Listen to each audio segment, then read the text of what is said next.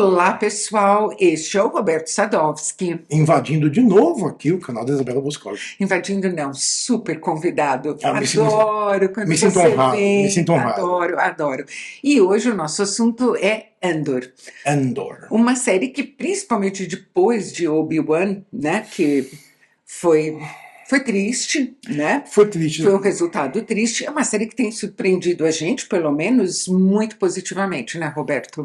A gente passou da metade da temporada agora, né? Que vão ser 12 episódios, 7 já foram, então. Aliás, gostei particularmente do sétimo. Muito. Muito bom. A gente vai dar uns spoilers aqui, né? Só para ficar claro que a gente vai falar de coisas da série. Mas a gente, não sei, para quem não começou a assistir a série ainda ou não conhece muito bem do que ela trata, o Andor é o Andor Cassian, o personagem do Diego Luna, que todo mundo viu em Rogue One. Isto aqui se passa uns 6 anos antes dos eventos de Rogue One, e a gente não vai dar spoiler de Rogue One. Se você não assistiu Rogue One, ou se você não lembra do que aconteceu no filme, não se preocupe. A gente vai deixar tranquilo, tá?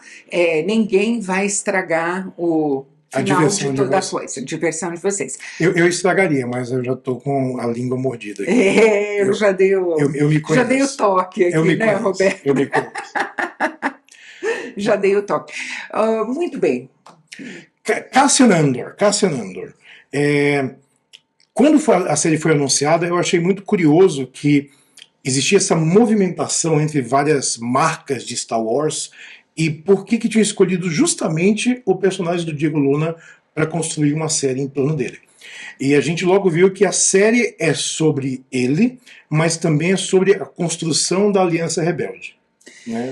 E é sobre o despertar da consciência dele também, de uma consciência política de que ele não tem só que ferrar com o Império em tudo que ele puder, mas que se ele juntar esse ódio que ele tem ao Império e essa vontade de ferrar com ele à ação de outras pessoas, talvez o resultado seja mais produtivo, né? E o que eu acho muito legal é assim, isso volta lá para uma ideia que o George Lucas tinha quando ele terminou aquela segunda trilogia, né, os prequels, que ele queria fazer uma série de Star Wars que não lidasse com Jedi, ou com magia, ou com a força, ou com personagens que a gente já tivesse muito familiar. Ele queria falar do dia a dia das pessoas que viviam sob o jugo do Império e como isso afetaria a vida das pessoas numa sociedade, numa comunidade.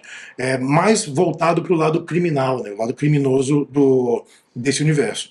E a gente falando assim parece super chato, né? Tipo, quem quer saber da vida das pessoas normais que vivem lá no Império?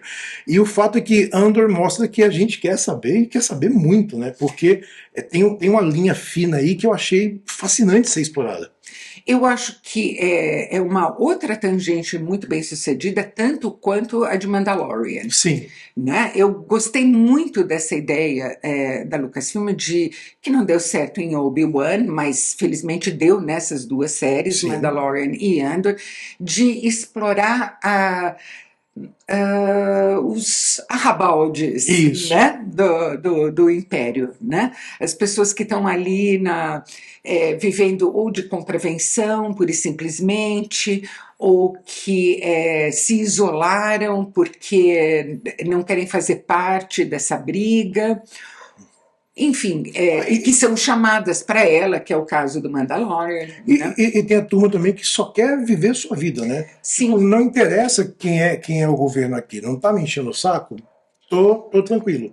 Então tem todos esses pequenos focos nessas séries, né? De pessoas, vou dizer pessoas normais, mas pessoas que a gente consegue ter alguma conexão, porque elas vivenciam coisas que a gente vivencia de alguma forma do lado de cá também. Personagens que talvez fossem a gente, se a gente estivesse na situação em que eles estão, eu acho uma ideia muito bacana. Agora, eu ouvi dizer, eu não sei se confere ou não, Roberto, você conhece mais, que está havendo alguma dificuldade em atrair para Andor o público que eles esperavam, porque, por outro lado, é uma série sem sabre de luz, sem Jedi. Sim.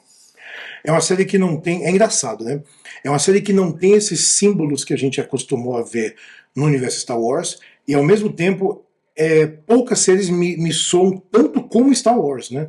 Aquela coisa do visualmente, né, o futuro usado que o Ralph McQuarrie fez lá atrás e que o Doug Chiang fez depois, que as coisas parecem antigas, toda a tecnologia parece batida, tal. Ou seja, é um mundo vivido.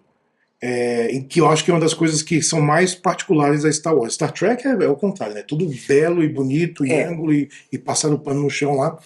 E Andor tem isso. Então eu não entendo muito como funciona a cabeça desse fã, que ele busca uma coisa que eu acho que nem ele sabe direito o que é. Ah, a gente quer ver os Jedi tradicionais, tal. Aí coloca lá o Obi-Wan, uma série que tem milhões de defeitos e alguns episódios que eu gosto muito, mas tem milhões de defeitos, e o pessoal torce o nariz. Aí faz uma série muito boa como o Andor, que está completamente inserida dentro desse mundo e totalmente dentro das ideias do George Lucas. Né? O George Lucas era um cara muito político. E ele deixa muito explícito que Star Wars é um reflexo dos Estados Unidos, do Vietnã naquela época. Ele nunca escondeu isso. E aí o fã também torce o nariz. Então eu fico meio... Se você é o cara que toca Lucasfilm, você fala, quer saber? Vamos fazer o que a gente acha que é certo aqui. Paciência. As pessoas receberam muito bem Mandalorian. Mandalorian foi um estrondo para a Disney Plus. Ela colocou a Disney Plus em cima das pernas dela, né? Fez com que a plataforma superasse todas as metas dela de expansão com assinantes num prazo muito mais curto. Mas ela tem mais símbolos comumente associados a Star Wars nela. A começar pelo pequeno Yoda. Pelo Grogu, né? Pelo Grogu, que depois a gente diz o Baby Yoda. Andor não tem isso, mas eu acho tão Star Wars quanto Mandalorian. Tão Star Wars quanto. Eu me sinto tão jogada naquele mundo e como você falou, de uma perspectiva assim, do resto do chão. Não olhando do lado do Império, os Jedi, as grandes batalhas, mas as lutas pequenas, o sobreviver num clima como esse. Num clima ditatorial total. E eu acho muito bonito o desenho de produção também, porque tem todo esse lado muito vivido, tudo velho, tudo sendo reciclado, usado de novo, remendado, que é como as pessoas vivem, em contraste com Coruscant, que tem um desenho de produção impressionante também, né? E eu gosto da coerência, porque o que a gente viu de Coruscant nos prequels, né, no episódio 1, 2 e 3, é o que a gente vê agora. O Senado é o mesmo, os lugares são os mesmos, então eu gosto dessa coerência que eles têm com o mundo, porque você olha e fala, eu sei de onde veio isso, mas eu não sabia que tinha esse bastidor todo. Coruscant, para quem não lembra, é a capital do Império. Exato, né? A capital do Império. E embora ela seja super reconhecível, como você disse, está completamente fiel ao que a gente já viu antes, ela aqui é tornada tão imponente, né? Mas tão imponente, ela é tão vasta, tudo é tão impessoal, tão imenso, tão fora da escala humana, né? Coruscant é opressiva, né? A gente sente o poder do Império e o poder de despersonalizar, de oprimir, de acabar, de anular toda a diferença em Coruscant só na arquitetura da cidade. Sabe o que me lembra um pouco? Quando a gente via, na época que existia o Muro de Berlim, que tinha a Alemanha Oriental, é a Alemanha Oriental em que as pessoas andam de cabeça baixa, que você anda, tipo, tomara que ninguém me note, tomara que a polícia não me olhe, tomara que me deixem viver a minha vidinha do jeito que está aqui. E é isso, a arquitetura ela é muito, muito grandiosa, mas nesse lugar onde eles mostram Coruscant, ela é meio suja também, né? Porque não está nos palácios. A gente vê os palácios e a gente vê também os becos, e as pessoas que falam isso aqui é bom de comer, né? Aqueles conjuntos habitacionais que parece o Singapura daqui de São Paulo, né? Um monte de casinha igual, nos prédios iguais. É uma sacada de produção que conta a história também. Isso eu acho importantíssimo. Eu também. Acho que eles acertaram muito nesse particular. E eu acho que eles acertaram, antes de mais nada, na escalação do elenco. Obviamente, Diego Luna já estava escalado desde que ele fez o Rogue One como papel de Andor, e é um grande acerto, porque eu acho que se você quer uma pessoa Se você quer um ator que sabe jogar com as cartas bem escondidas no peito, Sim. E ao mesmo tempo tem um espectro dramático muito amplo, essa pessoa é o Diego Luna, né? A gente vê ele em Narcos México, é impressionante a gama de emoções, de atitudes em que ele transita de uma maneira extremamente contida e discreta. Né? Que é o mesmo jogo que ele faz em Andor. Porque assim, a série claramente está dividida em duas fases, né? A primeira fase é um heist movie, ele tem que se infiltrar... Um filme de assalto. É um filme de assalto, que ele é infiltrado involuntariamente no meio de um grupo... De uma célula rebelde. Uma célula de rebeldes que estão começando a se movimentar ali para ter fundos, né? Para ter dinheiro. E você tem tudo lá, você tem a pessoa que é completamente devota à causa, que a liberdade é acima de tudo, você tem as pessoas que têm alguma coisa que não está muito clara nas intenções dela, você tem as pessoas que eram do Império que falam isso aqui não vai funcionar, e no meio tem o Diego Luna falando, bom... eu tô aqui a soldo, eu sou um mercenário. Eu vou garantir o meu. E ele é muito brutal, né? É uma coisa que a gente não vê em filmes Star Wars ou filmes ou séries. Essa brutalidade que traz a coisa mais pro chão ainda. É a primeira série de Star Wars em qualquer coisa que tem sexo. Tem uma cena de sexo, não tinha isso. Tem sexo, tem morte violenta, assassinato, né? Obviamente não é uma coisa ultra explícita, nada disso, mas eles não se esquivam desses assuntos, muito pelo contrário. Todo o desejo do Cassian de fugir do planeta em que ele mora, Ferrix, vem do fato de que, procurando a irmã de quem ele se separou na infância, num planeta distante, né, quando houve um ataque do Império, ele, sem querer, mata 2 guardas de uma força de segurança terceirizada. Sem querer, mais ou menos, né? Sem querer. Não, os caras achacam ele revida e a coisa vai mais longe do que ele pretendia. Essa cena em particular me deixou muito chocado quando eu vi. Porque tem um spoilerzinho aqui, tá? Sorry. Porque ele é atacado por esses 2 guardas que vão em cima dele e é completamente símbolo do pequeno poder, né? É o guardinha que fala, vamos pegar esse cara aqui... E são guardas de uma força terceirizada, isso, não é Stormtrooper, eles não são do Império. São só 2 caras que estão nesse planeta que é força de segurança terceirizada pelo Império.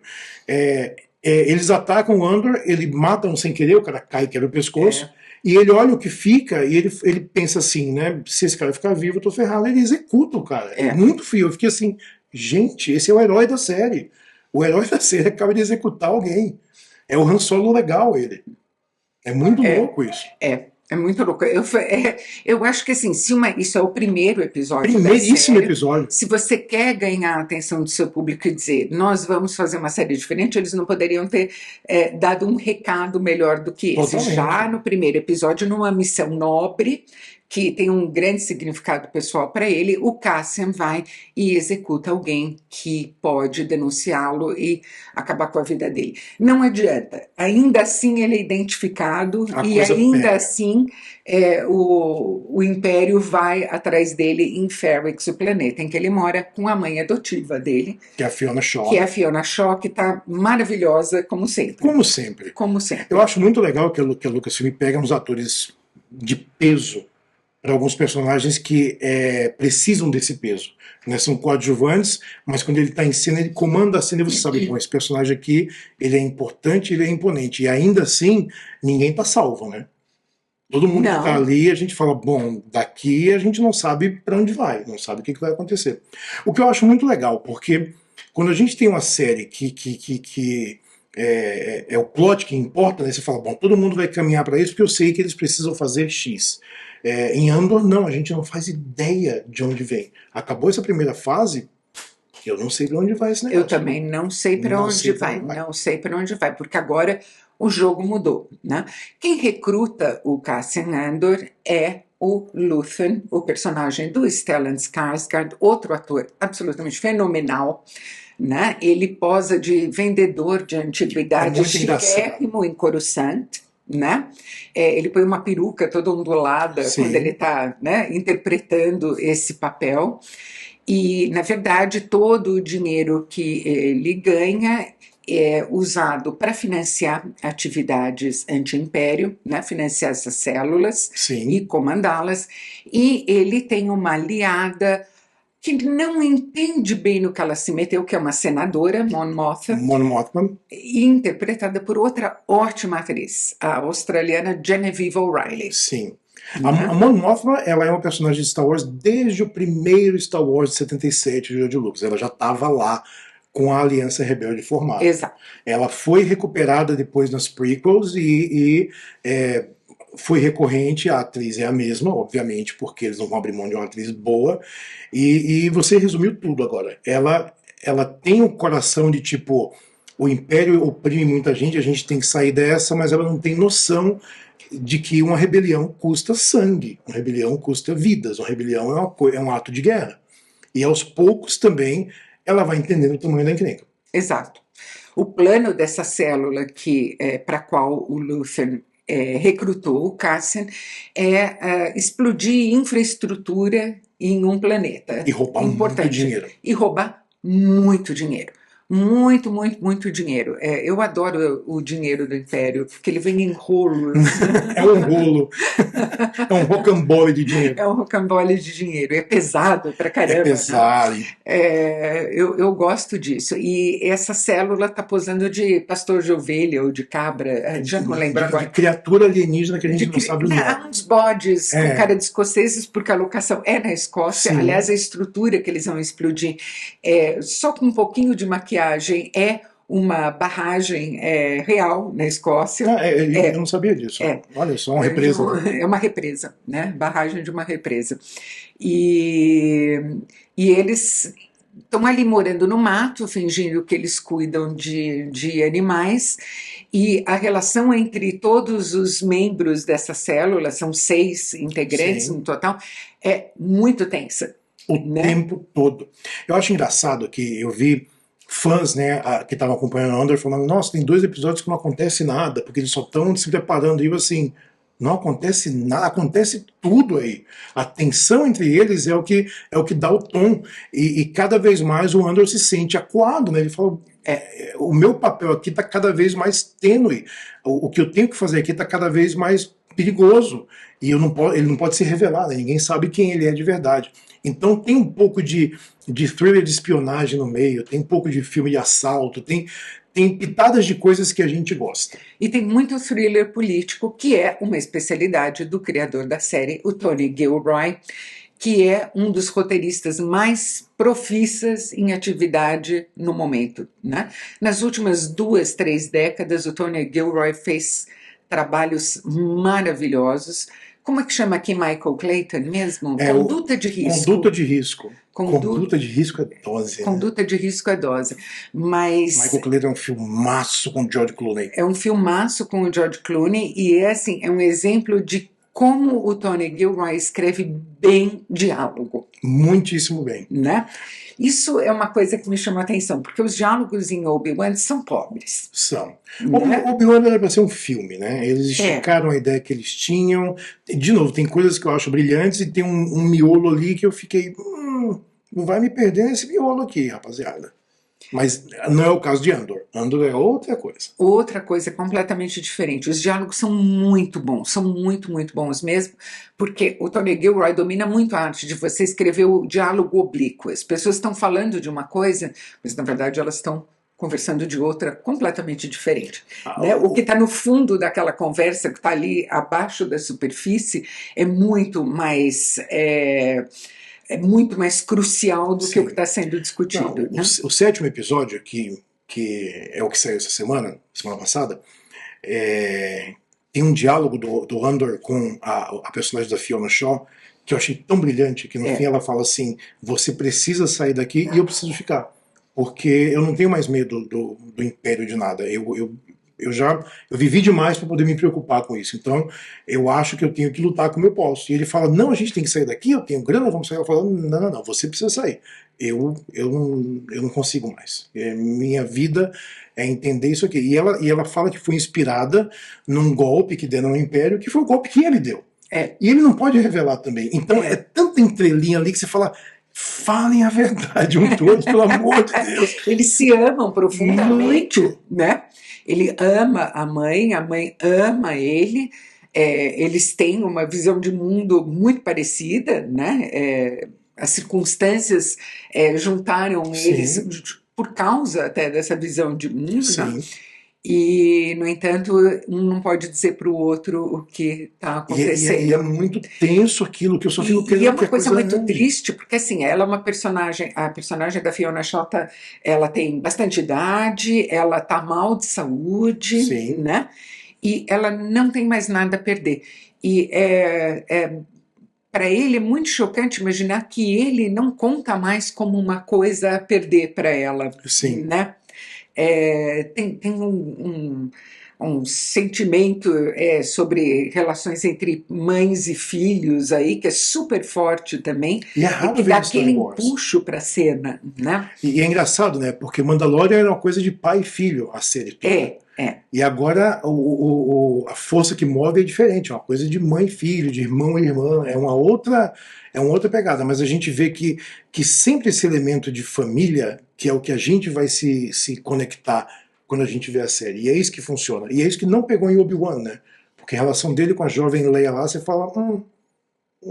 Eu gostei da atriz, eu achei... A atriz, a menininha é legal, mas nunca conseguiram construir uma coisa que despertasse esse sentimento, esse paternalismo do Obi-Wan pela Leia. Eu não senti isso. Não, você não sente...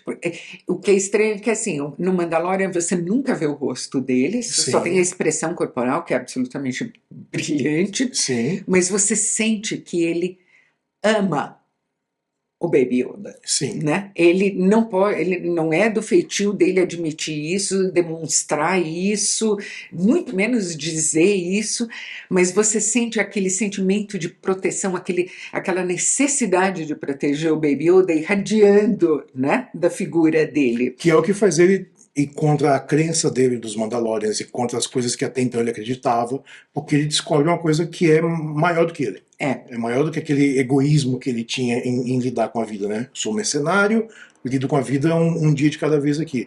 E mudou porque agora tem alguém que depende dele. Andor. Vamos voltar para Andor, porque Mandalorian vai ter uma terceira temporada, a gente já viu que tá andando aí, tá tudo bem, tá tudo certo. Uma coisa que me deixou muito impressionado com a série é o visual dela. Assim, o trabalho de efeitos especiais, o trabalho de não só de buscar a locação certa para filmar a série, que tem locações reais ali, tem locações que são cenários construídos. Não tenho certeza se tem locações virtuais com o LED atrás, com o volume, que nem o Mandalorian. Provavelmente tem. Né? Principalmente na Coruscant tem muito volume. Tem muito disso. Mas eu acho muito legal o modo como o Tony Gilroy e a equipe que ele reuniu, eles conseguem juntar todos esses efeitos para criar uma coisa. É um pouco como o Peter Jackson fez com O Senhor dos Anéis. Tinha miniatura, tinha efeito digital, tinha perspectiva forçada e no final tudo obedece a uma coisa só. Então acho que visualmente o Andor ele consegue ter uma escala muito grande para contar uma história muito, não vou dizer pequena, mas eu vou dizer muito íntima. Isso, uma história muito íntima. Ninguém está ali salvando a galáxia. O que volta, apesar de ser um thriller político e ter tudo isso, volta à essência do Star Wars, que é o faroeste. Isso. O faroeste é o indivíduo ou pequeno grupo, né, um pequeno núcleo contra o mundo. Né? Então você tem que ter a vastidão da paisagem e a pessoa em close, né? Ou a pessoa em um plano próximo. Isso é a linguagem básica do faroeste, né? Nós contra a vastidão, né? Nós tão pequenos, mas a gente vai transformar esse mundo tão imenso e tão hostil, tão desafiador para a gente. Eu adoro isso. Eu adoro. E vou dizer mais, eu acho que tem um visual de ficção científica clássica em Andor que é lindo. Lembra, em alguns momentos, Laranja Mecânica. Muito. Lembra muito 2001. Sim. Lembra a ficção científica clássica do final dos anos 60, do começo dos 70, Enigma de Andrômeda, Sim. todas essas coisas. Soylent Green. Soylent Green, Solaris do Tarkovsky. Total Solaris. Muito Solaris, um pouco de Stalker, inclusive, também. Nossa. Tem um pouquinho, tem um pouco de Stalker. Tem Tarkovsky numa série de Star Wars. Eu fico até meio arrepiada quando eu penso nisso, porque eu acho tão bacana eles trazerem influências diferentes para um universo que é tão querido e já foi tão trabalhado. Porque o George Lucas ele fez isso originalmente, né? Sim. O George Lucas ele tinha como referência seriados do cinema americano dos anos 30 e 40, Akira Kurosawa, assim, E totalmente Kurosawa, Fortaleza Proibida, Yojimbo, estava tudo lá, e eu sinto falta de referência quando a gente vê filmes modernos, né? Porque qualquer filme é bagagem. Que seja filme de super-herói, gente, que seja qualquer coisa. Tem que ter... o artista que está fazendo, ele está sempre caminhando no ombro de gigantes. E ele sabe disso. E o Tony Gilroy sabe que ele não está reinventando a roda.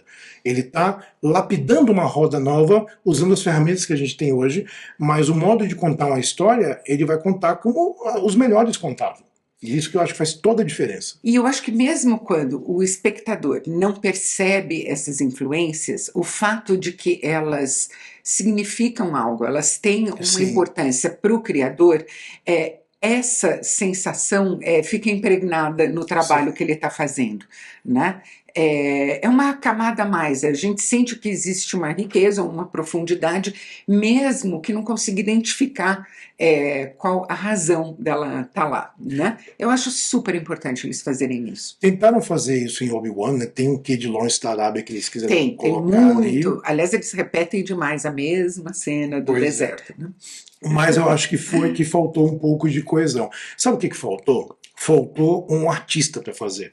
Porque Mandalorian tem o Jon Favreau tocando o barco ali.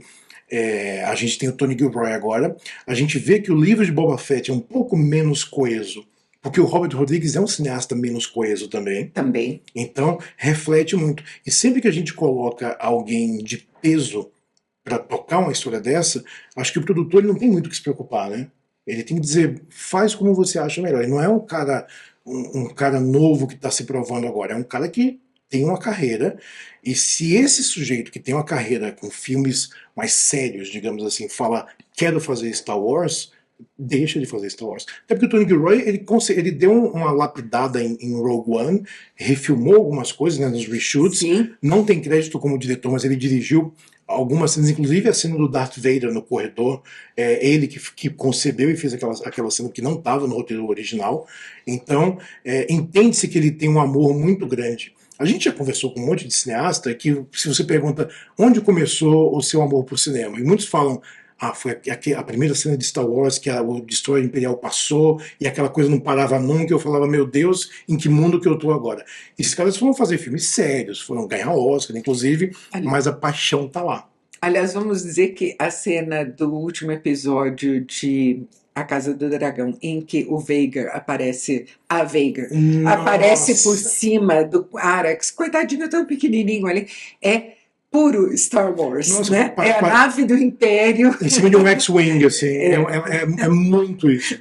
Bonita aquela cena, hein? Bonita, muito bonita. Cena. Aquela sequência toda foi muito bonita, muito né? Tensa também. Mas isso é outro assunto. Não, na verdade é o mesmo assunto. É série boa, é série que tem um roteiro que entusiasma você, que faz você se sentir junto com os personagens na situação em que eles estão. E a gente não sabe para onde eles vão, que eu acho que é o mais legal. Eu tô no escuro agora com ela. Eu tô completamente no escuro, porque esse 7º episódio foi uma virada muito clara. A gente acabou toda a parte de fugir de Ferrix, roubar o dinheiro do Império nesse grande assalto, nessa enorme estrutura, e agora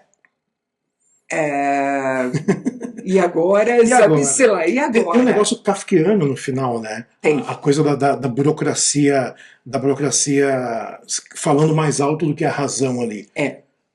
A gente não vai dar spoiler desse sétimo aqui, tá? Se você não viu, você vai chegar lá. Basta dizer que o Cassian Andor, ele se coloca involuntariamente de novo numa posição que ele não devia estar, e que ele não queria estar, e que sem querer ele está. Eu não vou conseguir ser mais claro do que isso dessa vez. E eu gosto muito também, só para completar, a gente não mencionou isso, justamente da parte da burocracia do Império, né? Tem uma... Qual a patente dela? Aquela parecia uma juíza barra delegada. Sei lá, eu acho que é uma Polícia Federal do Império. Basicamente, né? parecia uma PF, no final ela tem uma disputa com um colega que tem a mesma patente que ela. Ela acha que ela está identificando sinais de que tem uma rebelião organizada e em um arco muito extenso do Império, que não são eventos localizados, toda a burocracia descarta ela, o colega tenta denunciá-la por estar extrapolando, né, o que é a jurisdição dela, e o chefe deles todos fala, gostei dessa ideia de extrapolar. Vamos em frente. Mas né? Fala para ela assim, toma cuidado agora, porque agora vão atrás de você também. E eu também, né? Se você não fizer certo, vai cair nas suas costas, legal. Porque é muito louco, né? Que é uma coisa muito de burocracia. Ela percebe que existem roubos de peças de coisas do Império pequenos em vários sistemas solares completamente adversos e longínquos, né? O que a princípio são só alguns roubos, mas ela fala uma frase que eu acho muito legal. Ela fala: se eu fosse alguém começando uma rebelião, eu agiria exatamente assim, para não levantar suspeita. Então é aquele pensamento que extrapola a rigidez da burocracia de uma ditadura, né? Tipo, ela pensa fora da casinha, o que ela não pode, mas ela faz a melhor coisa. Eu vou até ver o nome da atriz aqui, desculpe, eu tenho que olhar porque eu esqueci. A gente vai achar. Isso, Denise Gough. Ela é boa. Ela é muito boa, e justamente o fato dela conseguir pensar fora da caixa, né? Sim. Torna ela uma personagem muito intrigante, porque significa que nas circunstâncias certas, ela também é capaz de ver, em teoria ao menos, a razão da rebelião. Sim. Ela é capaz de entender. Então, é uma pessoa que a gente não sabe se ela vai optar pelo que ela acha mais correto do ponto de vista do Império, ou se ela vai estar aberta a alguma iluminação espiritual. A flexibilidade ela tem. O que é interessante agora é saber o que ela vai fazer dessa flexibilidade. E né? de novo estamos no escuro. E de novo estamos no escuro, que é um ótimo lugar para estar no meio de uma temporada, certo? Então eu acho assim, Star Wars é um mundo de infinitas possibilidades. Sim. E a gente já viu o core da coisa, Jedi, sabre de luz, família Skywalker, a gente já viu a exaustão isso aí.